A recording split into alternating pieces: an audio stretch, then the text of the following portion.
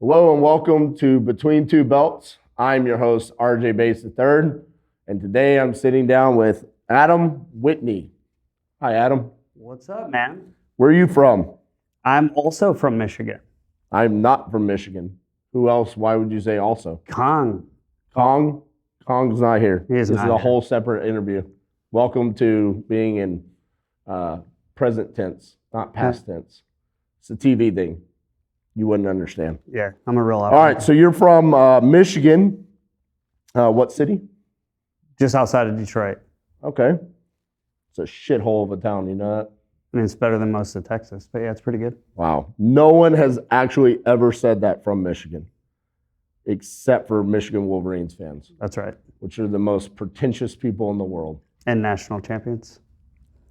Not in 2025. 2025, it will be all over. Would you agree? Who was the last team to win the national championship? Michigan Wolverines. Okay, just check. You pretentious assholes. All right. Adam, what do you do? Or what have you done? 'Cause that's probably going to be more impressive than what you do now. Yeah, most definitely. Just retired after 20 years, active duty Marine. No, thank you for your service. Happy to That's what serve. we're all supposed to say, right? Yeah, Do you ever feel like that's disingenuous when people say that? totally. And it makes me incredibly uncomfortable. And Yeah. like, Like, do you think people really want to be like, hey, thank you for what you've done, even though we have no fucking clue what you've done? right. And I usually just say, you're welcome, or Like, tell me some crazy shit that you've done that I should be thankful for. okay, I won't talk like combat and shooting and blood and gore because that's like what you see on TV. Yeah. I was deployed to Iraq in the early 2000s, austere environment, didn't take a shower for 90 days. People have to take a shit. Like Yeah. you realize like that's a thing that happens every day. And we built boxes like outhouses, cut a 55-gallon barrel in half and put it underneath, and we shit in it. And the lowest man on the totem pole pours JP8 diesel fuel in it, which doesn't burn well, by the way, and stirs it with the metal engineering stake while it burns to make it go down so more people can shit in it. So that's some real shit. You're That's what welcome for our service. Yeah. That's what, like, we need to hear more stories like that. Like, we say thank you for your service, and we don't even know about the fact that y'all are stirring shit in the middle of the desert. Yep. It's glorious. Tell me another one. Oh, man. Is this rated R? Yeah. Well, it's really actually on the thumbnail, it's NC-17. Okay, I don't know what that means because I'm not a movie guy. Yeah, He made that clear. It means like we can almost show dicks. Okay, almost. I'll take it to that level then. Like a more tangible combat-related thing, on an outpost, elevated position, 5 guys attack us, 6 o'clock in the morning. They've got PKM medium machine guns and rockets. They're firing at us. We're firing back with machine guns and a 50 caliber Sasser, which is kind of like a sniper rifle, but it disables engine block, so big gun. Yeah. Very accurate. I come out, there's 8 of us there. It's a sniper team and a mortar team. There's 8 of us there. Between the sniper team shooting and me shooting, which I think I'm doing great, real good, slow, controlled breathing shots, I hit nothing. I thought I shot like 7 or 8 rounds. I actually shot about 60. Wow. Didn't hit anything. It took us dropping 81 millimeter mortars on them to actually repel that attack. And then fortunately, the guys kind of came through a checkpoint later. They brought their own dead bodies through, and we did find out that we won. So, holy shit, man. And now you retire from that and you're like, let's do wholesaling. yeah. So I actually, Drop off on like stress level. yeah, this is easy. Yeah. Nobody's shooting at you. Yeah. So if you're listening to this, quit being a fucking pussy about, wholesaling's so hard. I picked the phone up. This motherfucker stirred shit and killed motherfuckers. All right. I'm supposed to make fun of you. It's going to be really hard. That is somewhat kind of like you. So now you're getting into wholesaling, right? Yeah. You've been doing it for a while, right? Yeah. How many deals you close? 400, 500. Holy shit. While you were killing motherfuckers? Yes, I built my business the whole time I was active duty towards the last 4 or 5 years of my time in the service. Oh, we're just roasting the motherfuckers watching this. Well, I'm not roasting you. Okay. What the fuck? To be fair, 400 deals while you were in the military? those combat deployments were early 2000s. Okay. And I did transition from being an infantry guy to an intelligence officer. They sent me So back you to sat school. on your ass. Yeah, behind a computer making PowerPoints. What is intelligence officer? What does that mean? Think like collection agencies like the FBI, the CIA, the NSA, that kind of thing. Collections agency. Like debt collectors? Like information collectors. Oh, information. So you like know shit. Yeah, I try not to know anything anymore because I'm out. Yeah. But you do know a lot of shit. Like you know stuff that the rest of us want to know about, right? Probably. Like things I probably can't ask you about. Yeah, and I definitely won't answer. And you would be not very impressed if you knew the answers. Really? Yeah. Is a lot of like the conspiracies out there that we believe not conspiracies? So first off, I don't believe the United States government is capable of fabricating a conspiracy because they are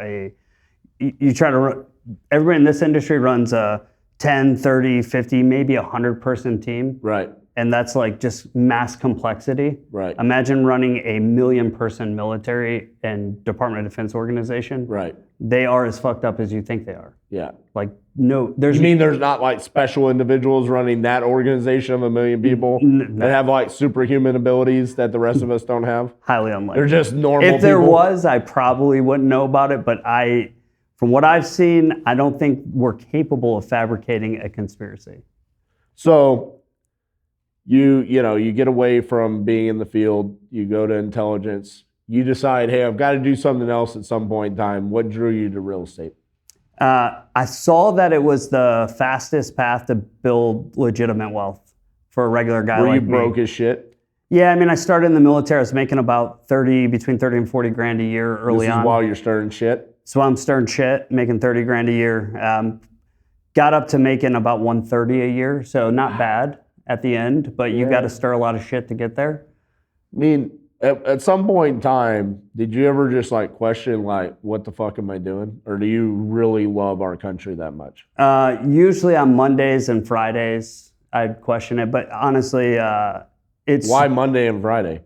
Well, Monday starts the week of stirring shit. Okay. And then Friday's like, fuck, I got to do it again next week. Oh, okay. Okay. So you're off on Saturday? You don't have to kill the motherfuckers on Saturday? Sometimes. You know, like pause, like, hey, go watch some college football. Yeah. No? Michigan Saturdays, everybody knows.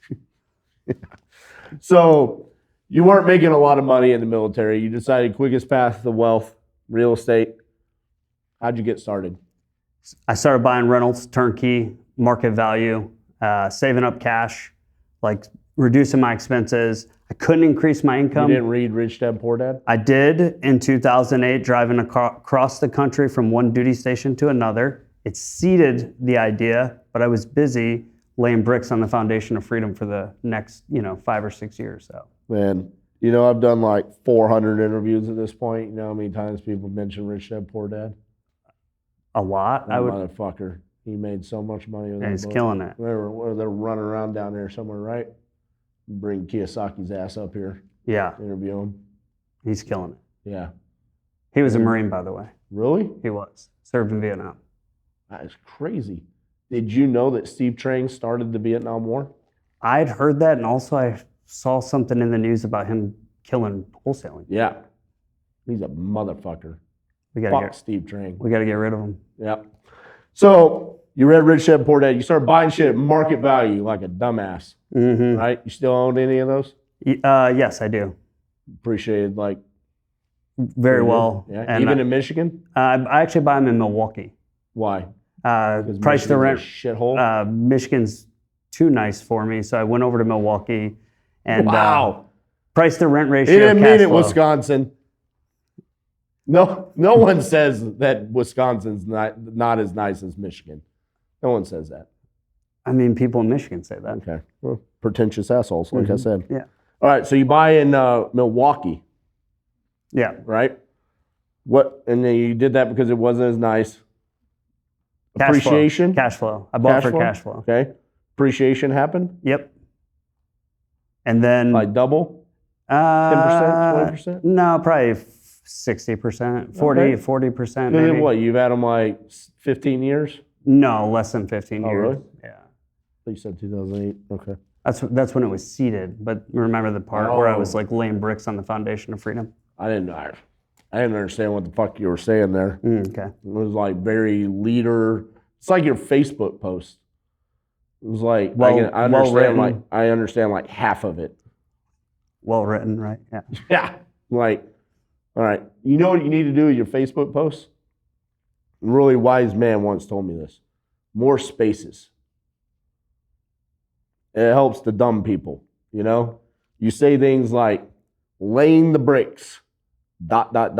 space for financial freedom or whatever the fuck you said. See, if you had entered spaces, I'd remember it. Perfect. Yeah. You're welcome. Right to RJ Bates level. Got it. Listen, if you want to be a guru in this space, you got to act like a guru, okay? And I'm becoming pretty damn good at it. I mean, look at me. I don't even close deals anymore. The competition's talking about it. Have you heard about that? I haven't heard about it. We're supposed to be talking about you. All right, so you started buying rentals. When did you get into wholesaling? 2020, actually. Wow, COVID. Yep. Is that what got you started? Yeah, I figured I needed to, I couldn't save up enough money to buy houses fast enough. So I figured I needed 2 skills: find houses at a deep discount and raise private capital. Why didn't you hire me to teach you? Because your social media game must not have been tight at that time. Facts. Didn't know who you were. Exactly. Who did you find? 7-figure flipping. And who is that? Bill Allen runs that company. I'm now also an owner and the CEO of that company. Holy shit. So you hired a guru and then took over? Yeah, exactly. Yeah, bro, you are an American soldier. You just come in, bust the doors down and say, we own this motherfucker now. Is that what you did? Kind of, yeah. Yeah. You fucking savage. How's Bill feel about it? Well, great, because I'm doing all the work. Again, I like it. It's better than burning shit. Yeah, it's true. All right, so you took over for Bill. Bill's retired now. He's flying planes and doing YouTube videos inside of his plane. Yep. Dumbest fucking idea ever. And you're the seven-figure flipping coach. What do you do? CEO. I run the CEO. company. See, what does that mean? I run the entire teach team. people how to become a 7-figure flipper? Yeah. It's really hard to say. 7-figure flipper. If you slow it down and enunciate it, comes out really smooth. With spaces. Yeah. You see how I walked you into that one? That was good. All right, so you're the CEO. How many people are in y'all's community? What does that look like? 200 to 300 at any given time. Yeah. So what is they come in? How long are they in the program? What does that look like? We got people who've been in for 6-7 years. Get the blueprint. You haven't taught them in 6 or 7 years? You know, I'm a 7-year, 7-figure flipper. They come to learn and scale. Once they achieve that, they stay for the community. Wow. Bro, you're getting it. You're sounding... I've been watching your YouTube videos. You're sounding very guru-like. Perfect. We're here for the community. We're not here for the education. You know where we all learn that? I don't. Pace Morby. He created community. I've seen that cult. I mean community. Community. Yeah. It's not a cult. I've seen that. Yep. Is 7-figure flipping a cult? No, absolutely not. Community. Love it. What's your greatest achievement in life, Adam? Becoming a husband to my wife, Jennifer. God damn it. I've been married for 19 years, RJ. I just don't understand it. Every time I ask this question, it's either I made a kid or I got married. It's not that fucking hard to go to a bar, find a chick, and then ask her to marry. Like, it is to stay married for 19 years. Well, no, because you were gone, bro. You were over in fucking Afghanistan the whole time. That's fair. Yeah. Now you're back. You're gonna fuck shit up. She hasn't left yet. How long you been back? Last time I deployed was 2016, so 8 years? 8 years. Good job. So outside of the fact you got kids, 2. is that your second greatest achievement? Fuck, it is, isn't it? No, they're okay. Yeah. So the wife is number 1, Yeah. Kids are number 2? Well, the wife made the kids, so those are kind of bolt-ons, right? Well, I hope you were a part of the process, at least for 30 seconds or something. It was like 120 seconds. But yeah, I was there. Hey, good job.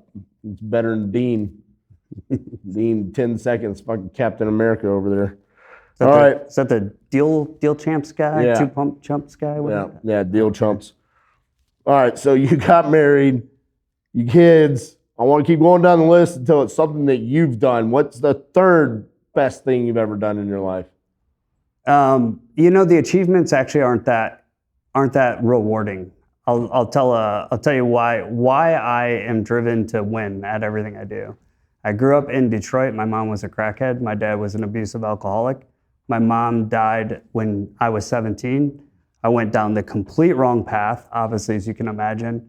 And luckily, I joined the Marine Corps. It changed my life. But what I've discovered is that I'm just distancing myself from that. So it's not, I've basically won at everything I've tried to do in terms of like getting the achievement, going up in the military, building a business. I'm never satisfied by that. So those things are like there's nothing that I go, man, this is the best thing in the world. Hey, coming from a crackhead and an alcoholic, you done pretty good. I did all right. That's Adam Whitney. This is Between Two Belts. Good job, bro.